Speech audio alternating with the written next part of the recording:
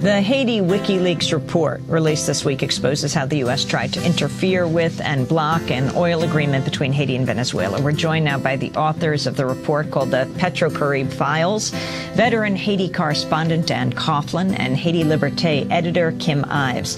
Dan covered Haiti for the Interpress service from the United Nations and Port-au-Prince between 92 and 96. He's currently executive director of Manhattan Neighborhood Network.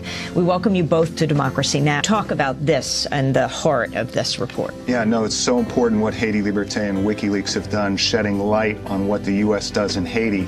People don't understand about the dominant role that the U.S. plays there. It's the fourth largest U.S. embassy anywhere in the world. The UN mission in Haiti today is the third largest UN mission anywhere in the world. Haiti plays a pivotal role despite its small size in world history. And what these oil documents show, and especially from a U.S. perspective, when we in the United States, in our workplaces, in our homes, in our community groups, we're raising money for Haiti. We send money for earthquake victims. We send money for hurricane relief.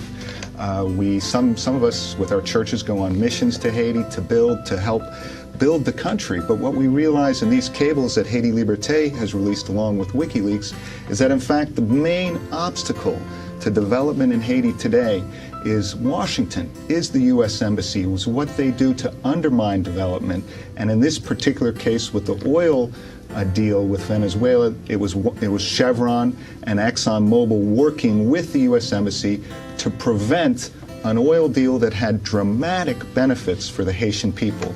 $100 million a year for the Haitian government to spend. For the poorest country in the Western Hemisphere, they would save $100 million a year? It's not just the $100 million a year, which is huge for Haiti. It's 10% of the Haitian government budget that they used for things like hurricane relief, for schools, for hospitals. The cables themselves admit that. It's not quote-unquote corruption. It's for direct support of the people. And this is because Chavez was offering the oil at 40% off the world market price? That's right. The deal is you only have to pay 40% of the cost of the oil up front. 60%. Excuse me, 60% up front, and the rest on a 25-year, 1% a year deal. So you're essentially saving 40% of the cost of the oil, and you're using that for direct support to the people, but also it's part of a package where you're getting electricity to Haiti, and this is something that even the U.S. Embassy recognized. In one cable they wrote that this Petro-Carib deal is very good for the country, wrote the charge d'affaires for the U.S. Embassy in one of the cables.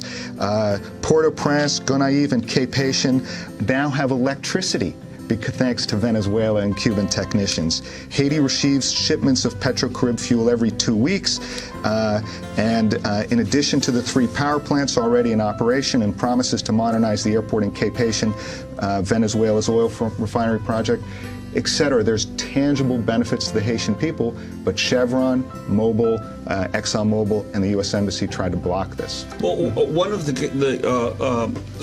one of the cables talked about that the Cubans wanted to replace 2 million light bulbs throughout Port-au-Prince at a cost of $4 million, but that would save Haiti I think $70 million annually in electricity costs, and yet the U.S. Embassy was opposed to it.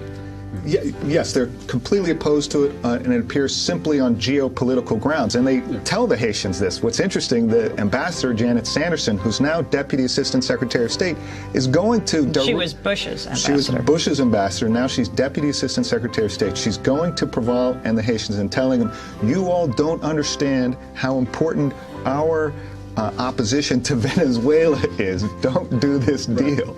Yeah, what's remarkable, again, is that we have Venezuela and Cuba helping Haiti out. The Haitians say this is nothing ideological. We just want electricity and development for our country.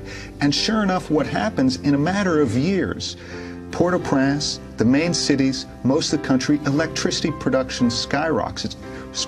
People now can read their books at night. Hospitals have power. Schools, factories, homes have electrical power that they didn't used to have under 50 years of U.S. development aid. all of a sudden in 2 or 3 years, Venezuela and Cuban technicians come in, patch a few power stations together, 3 of them, bring in the oil supply, a steady oil supply that benefits Haiti, and sure enough, there's electrical power. So, the thing I noticed that the cables that you've reported on so far show they don't paint a very good portrait of Proval.